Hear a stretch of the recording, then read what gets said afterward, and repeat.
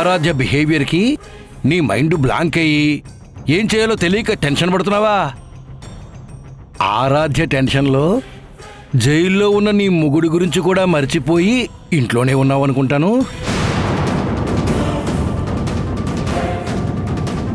నువ్వలా ఇంట్లో ఉండిపోతే ఎలా సింధు? అక్కడ పోలీస్ స్టేషన్లో నీ మొగుడు ఏ పరిస్థితిలో ఉన్నాడో, నీ మొగుడు మెడకి ఏ ఉచ్చు బిగిస్తున్నారో చూసుకోవాల్సిన బాధ్యత భారీగా నీదే కదా సింధు. త్వరగా నువ్వు స్టేషన్కి వెళ్ళకపోతే నీ మొగుడికి అక్కడ ఏమన్నా జరగచ్చు. ఉంటానే, బాయ్. ఏమైంది సింధు? ఎవరు ఫోన్ చేసింది? ఎందుకు అంత కంగారు పడుతున్నావు? నేను వచ్చిన తర్వాత చెప్తాను అత్తయ్య. సింధు,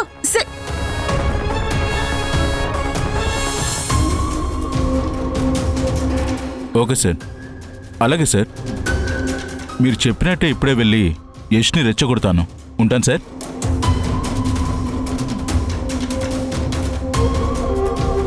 సార్.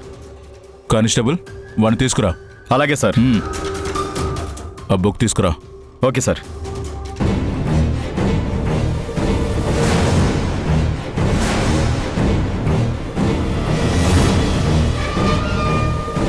ఏమయ్యా, ఎస్ఐ గారు రమ్మంటున్నారా?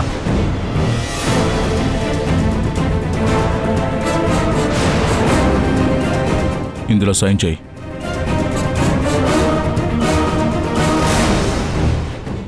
అవునరా, అసలు అన్ని కోట్ల స్కామ్ ఎలా చేశావురా? దొరికిపోతానన్న భయం లేదారా నీకు?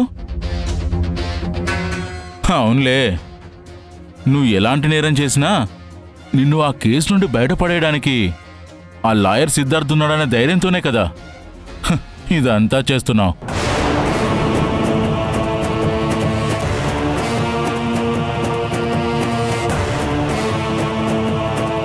ఏయ్ ఆగో, నీతో మాట్లాడాల్సింది ఇంకా చాలా ఉంది. మీ ఆవిడ సింధుకి ఆ లాయర్ సిద్ధార్థ్కి మధ్య ఏంట్రా సంబంధం?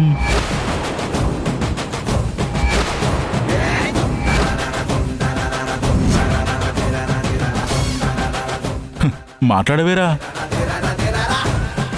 ఇంకేం సంబంధం అయి ఉంటుంది సార్? అక్రమ సంబంధం అయి ఉంటుంది.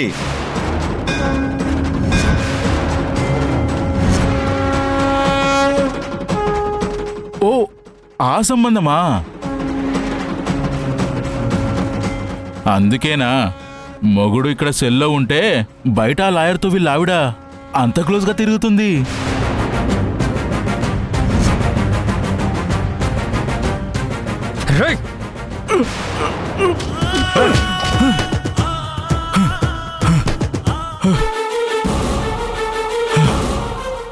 డ్యూటీలో ఉన్న పోలీస్ మీదే చెయ్యేస్తావురా?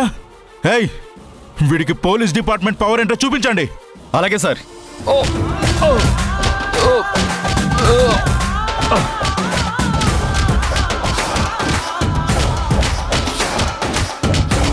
కొట్టండి.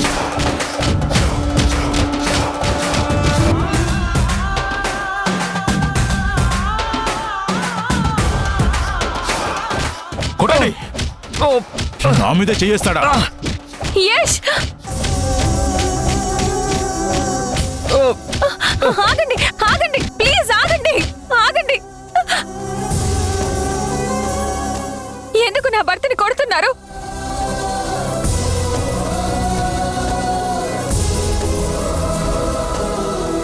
యష్, అసలు మీరు మనుషులేనా? నా భర్త ఏం తప్పు చేశాడని ఇలా కొడుతున్నారు? నీ మొగుడు డ్యూటీలో ఉన్న పోలీస్ మీద చేయేశాడు. నా గొంతు పట్టుకొని చంపబోయాడు.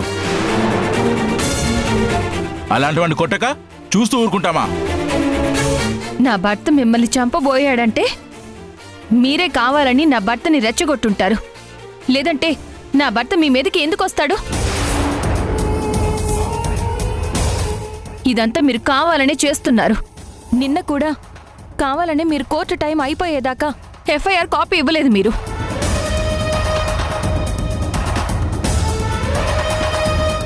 ఇప్పుడు నా భర్తని కావాలనే రెచ్చగొట్టి తన మీద ఇంకో కేసు బనాయించాలని చూస్తున్నారు. మీ చేత ఇదంతా ఎవరు కావాలని చేయిస్తున్నారో నాకు బాగా తెలుసు. అరెస్ట్ చేసి కోర్టులో ప్రొడ్యూస్ చేయడం వరకే మీ డ్యూటీ. ఇలా కొట్టే రైట్స్ మీకు లేవు. కేసు ఇంకా కోర్టుకు వెళ్ళలేదు. నా భర్త తప్పు చేశాడని ప్రూవే అవ్వలేదు. అయినా నా భర్తని నేరస్తుడిలాగా మీరు ట్రీట్ చేస్తున్నారు. చట్టం మీద నాకు గౌరవం ఉంది కాబట్టే మీరు ఏం చేసినా భరిస్తున్నాను కదానని తప్పు మీద తప్పు చేయకండి. తర్వాత చాలా ఫీల్ అవుతారు. ఇది వార్నింగ్ అనుకోండి, ఇంకేమైనా అనుకోండి. ఇంకోసారి నా భర్త మీద చేయి పడినా, చిన్న లాఠీ దెబ్బ పడినా మీ వెనకాలన్న వాళ్లతో పాటు మీరు కూడా రేపు ఇదే సెల్లోకి వెళ్లాల్సొస్తుంది. జాగ్రత్త. యష్, తొందరపడద్దు యష్. వీళ్ళు ఏం మాట్లాడినా సరే పట్టించుకోవద్దు. కోపాన్ని కంట్రోల్ చేసుకో. వాడు ఆ ఎస్ఐ నీ గురించి తప్పుగా మాట్లాడాడు సింధు. వాడన్న మాటలకి వాడిని చంపేయాలన్నంత కోపం వచ్చింది. కంట్రోల్ చేసుకోలేకపోయాను. సారీ సింధు. ఆ మధు మారుతీరావు కలిసి కావాలని ఈ ఎస్ఐ చేత ఇలా చేయిస్తున్నారు. ఒక 2 రోజులు ఓపిక పట్టు, నీకు బెయిల్ వస్తుంది. నువ్వు బయటకు వచ్చిన తర్వాత ఒక్కొక్కళ్ళ సంగతి చెప్తాం. అప్పటి వరకు నువ్వు కొంచెం జాగ్రత్తగా ఉండాలి యష్. అలాగే సింధు.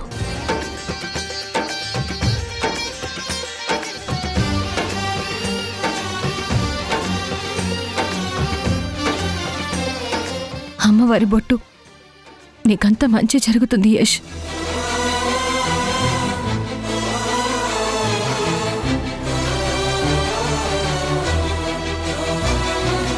ఏయ్, చూస్తారంట్రా? తీసుకెళ్ళి సెల్లపడండి. అలాగే సార్. యష్,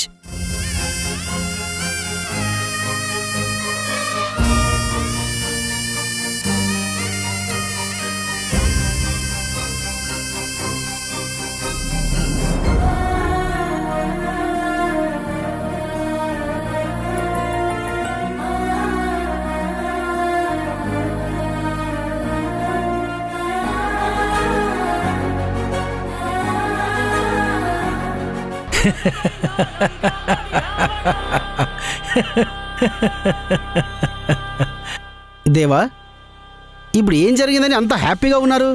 లోపల జరగాల్సింది జరిగిపోయిందిరా. అందుకే నా ఫేస్లో ఇంత హ్యాపీనెస్. ఇక బయట జరగాల్సింది మిగిలింది.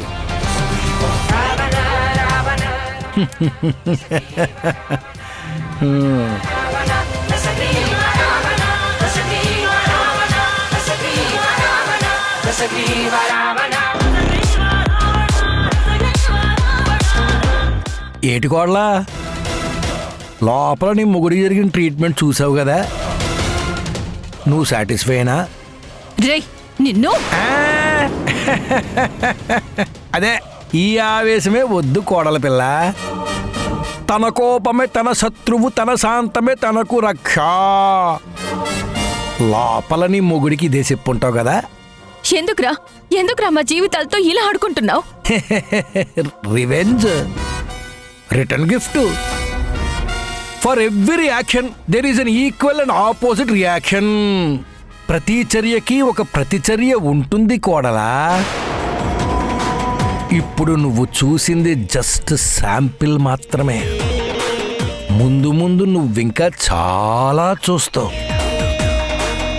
అవన్నీ చూసి నువ్వు తట్టుకుని నిలబడాలంటే ఇప్పటి నుండే నీ మనసుని రాయి చేసుకోవాలి. నేను కొట్టే ఒక్కొక్క దెబ్బ ఎలా ఉంటుందో నువ్వు అస్సలు ఎక్స్పెక్ట్ చేయలేవు. కోడలా, నన్ను పాత మంకీ మావయ్య అనుకుంటే పొరపాటమ్మా. మనం మళ్ళీ కలుద్దామే. బాయ్. రే నువ్వు రారా.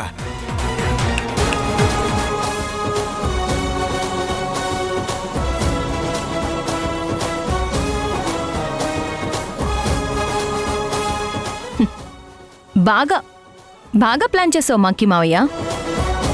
పాడు పనులు చేయడంలో నీకు నువ్వే సాటి. ఆ విషయంలో నిన్ను మెచ్చుకోవాల్సిందే. నువ్వు జైలు శిక్ష అనుభవించి పశ్చాత్తాపడి మారతావని అనుకున్నాను, కానీ మళ్ళీ ఇలా నా మీద పగ పెంచుకుని నా జీవితంలోకి ఎంటర్ అవుతావని నేనస్సలు ఎక్స్పెక్ట్ చేయలేదు. ఓకే, ఇప్పటివరకు నువ్వు చేసావు, నేను చూశాను. ఇక మీదట నేను చేసేది నువ్వు చూస్తూ ఉండు. నా భర్తని బెయిల్ మీద ఎలా బయటికి తీసుకురావాలా అని ఆలోచిస్తున్నాను కాబట్టే నీ మీద ఆ మధు మీద నేను కాన్సంట్రేట్ చేయలేదు. ఇక నుంచి చేస్తాను.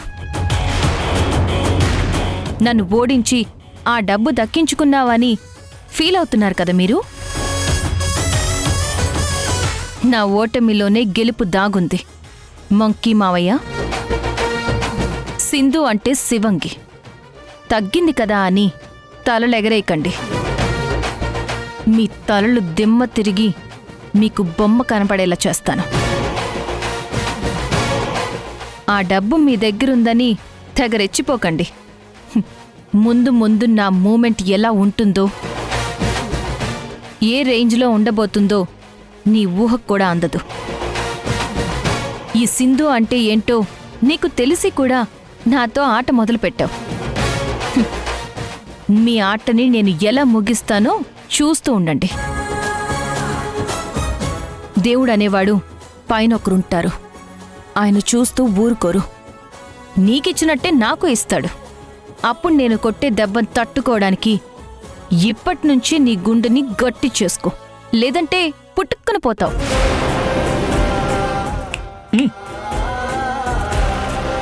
సింధు వన్స్ వార్నింగ్ ఇచ్చింది అంటే వార్ వన్ సైడే.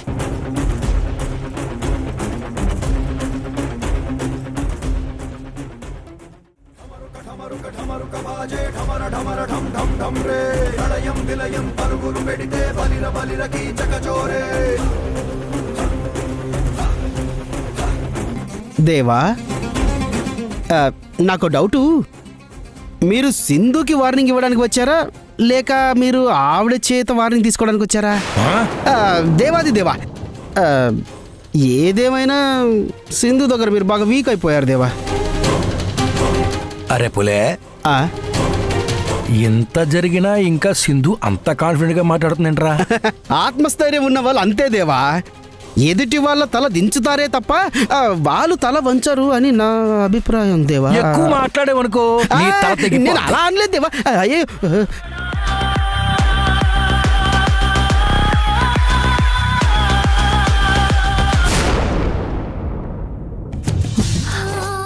సారీ యష్, నిన్ను కాపాడుకోలేకపోతున్నాను.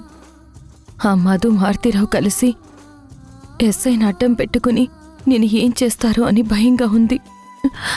ఆ జీపీఎస్ సిగ్నల్ ఆన్ అయితే ఆ డబ్బు ఎక్కడుందో కనిపెట్టి ఆ తర్వాత వాళ్ళంతా తెలుస్తాను. ఏంటి శశి, స్కూల్ నుంచి వచ్చి ఎంతసేపు అయిందమ్మా? ఇంతకు ముందే వచ్చానమ్మా. రిషి కూడా వచ్చాడు. రిషి, అమ్మా, నీ స్పోర్ట్స్ ట్రిప్ ఎలా జరిగిందన్నా? బ్రహ్మాండంగా జరిగిందమ్మా. గేమ్స్ అన్ని బాగా ఆడావా? ఓ సూపర్ ఆడాను. అమ్మా అక్క వచ్చిందా? వచ్చిందమ్మా. మరి ఇంట్లో అక్క కనపడదే? అంటే అక్క పొద్దున్నే వచ్చింది కదా, రూమ్లో రెస్ట్ తీసుకుంటుంది. అక్క కోసం నేను శశి ఒక గిఫ్ట్ తీసుకొచ్చామమ్మా. ఆ గిఫ్ట్ అక్కకిస్తాం. అలాగే, ఇద్దరులే.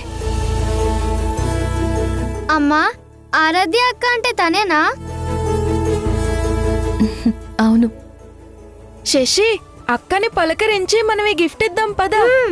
పిల్లలు, రిషి, శశి, పిల్లలు ఆగండి. పిల్లలు,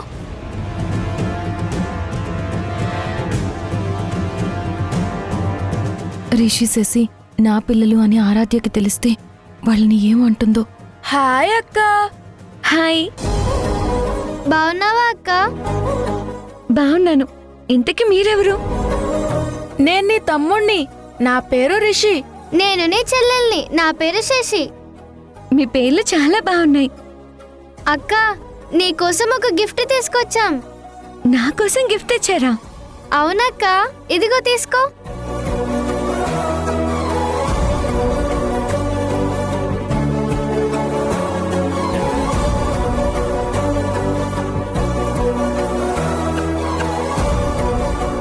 వావ్, సూపర్! నా కోసం మీరు తెచ్చిన గిఫ్ట్ సూపర్ గా ఉంది.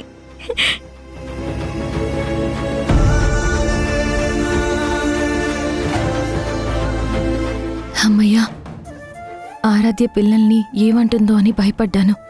తమ్ముడు చెల్లి అని తెలియగానే ఆరాధ్య వాళ్ళని దగ్గరికి తీసుకుందంటే పిల్లల మీద కోపం లేదన్నమాట. తన కోపం అంతా నా మీదే ఉంది. పోనీలే, అలా అన్నా ఆరాధ్య పిల్లలతో కలిసిపోయి సంతోషంగా ఉంటే అంతే చాలు. అమ్మా, వీళ్ళు నా తమ్ముడు నా చెల్లెలంట. ఎంత ముద్దుగా ఉన్నారు కదా. వీళ్ళు ఎవరి పిల్లలో తెలుసా ఆరాధ్య? ఎవరి పిల్లలమ్మా? వీళ్ళు సింధు పిల్లలు.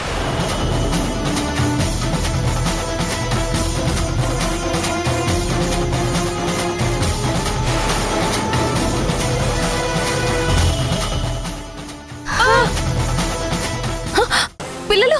రిషి, శశి, లేవండమ్మా. అమ్మా, అయ్యో! ఆరాధ్య, ఎందుకు పిల్లల్ని నెట్టేశావు? నీ పిల్లలంటే నాకు ఇష్టం లేదు.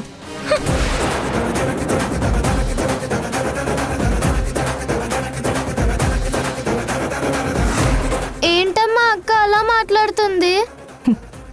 ఒక దెయ్యం ఆ అక్కని అలా మాట్లాడనిస్తుంది. ఆ దెయ్యమే పెద్దమ్మే కదా.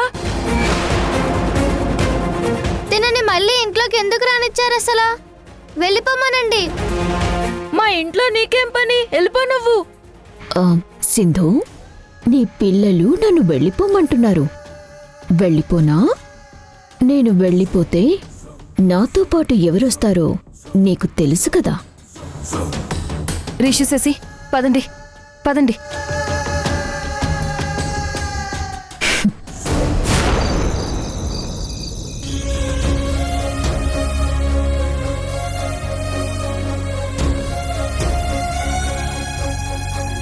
అమ్మా, ఉమ్, అమ్మా, ఏంటి శశి? అక్కకి ఏమైందమ్మా? ఎందుకు మమ్మల్ని అలా తోసేసింది అసలు? మేమంటే ఆరాధ్య అక్కకి ఇష్టం లేదా? మేం తనకి నచ్చలేదా? చెప్పమ్మా. అదేం లేదు రిషి, అక్కకి మీరంటే చాలా ఇష్టం. నిజంగా ఇష్టం అంటే అక్కెందుకు మమ్మల్ని అంత కోపంగా చూస్తుంది? అక్క కోపం చూపించింది మీ మీద కాదు శశి. మరెవరి మీద? అక్క కోపం అంతా నా మీద. ఎందుకమ్మా అక్కకి నీ మీద అంత కోపం?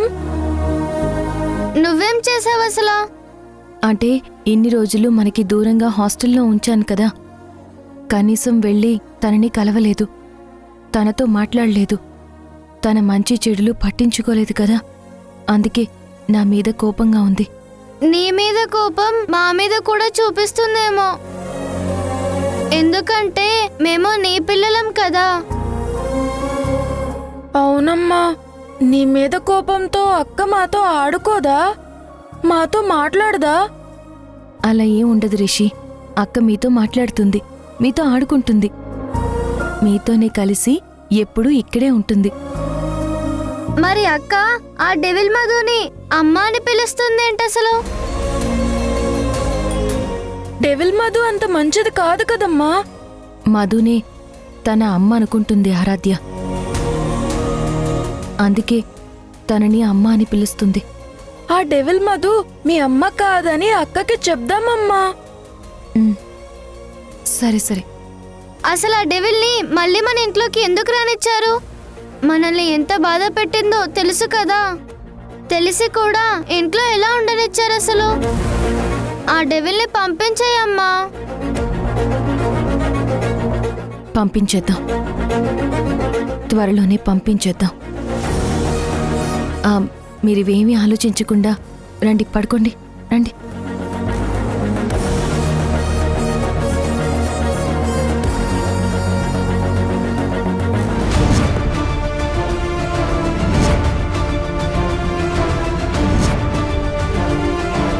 ఏమంటున్నావు దాము? మన ఆరాధ్య ఆ మధుని అమ్మ అని పిలవడమేంటి? మధుని ఈ ఇంట్లో ఉండనివ్వకపోతే తానిక్కడ ఉండను అని అనడమేంటి? అసలు మన కుటుంబంలో ఏం జరుగుతోంది? జరిగే పరిణామాలు చూస్తుంటే నాకు పిచ్చెక్కిపోతోంది. నా కొడుకుని జైలుకు పంపించిన దాన్ని సింధు నువ్వు అసలు ఎలా మన ఇంట్లో ఉండనిచ్చారు? కారణం ఉండబట్టే దాన్ని మన ఇంట్లో ఉండటానికి ఒప్పుకున్నాను చంద్ర. ఏ కారణాలతో మీరు మధుని ఇంట్లో ఉండడానికి ఒప్పుకున్నారో నాకు అనవసరం దాము. నా కుటుంబాన్ని నాశనం చేయాలని చూసిన ఆ మధు ఈ ఇంట్లో ఉండడం నాకిష్టం లేదు. ఇప్పుడే దాన్ని మెడపట్టి బయటికి ఎంటేస్తాను. ఆగు చంద్ర, ఆవేశపడకు. నేను చెప్పేది నేను విను. వినను దాము. అయ్యో, నేను వినను. తప్పుకో సింధు. ఇప్పుడు నేను తప్పుకుంటే మీరు వెళ్ళి ఆ మధుతో గొడవ పెట్టుకుంటారా? గొడవ పెట్టుకోవడం కాదమ్మా, దాన్ని జుట్టు పట్టుకుని ఈడ్చుకుంటూ వెళ్ళి బయటికి నెట్టేస్తాను. మీరలా చేస్తే మధు మాత్రమే బయటికి వెళ్ళదు మావయ్య. మధుతో పాటు మీ మనవరాలు ఆరాధ్య కూడా బయటికి వెళ్ళిపోతుంది.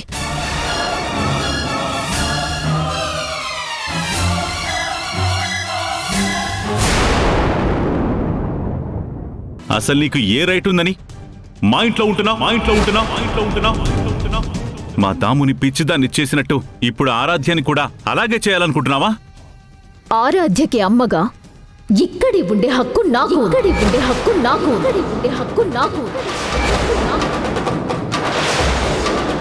మిమ్మల్ని ఇంట్లో నుంచి బయటికి గెంటేస్తాను. ఫోన్లే కదా అని ఊరుకుంటుంటే ఏంటే రెచ్చిపోతున్నావు? నిన్ను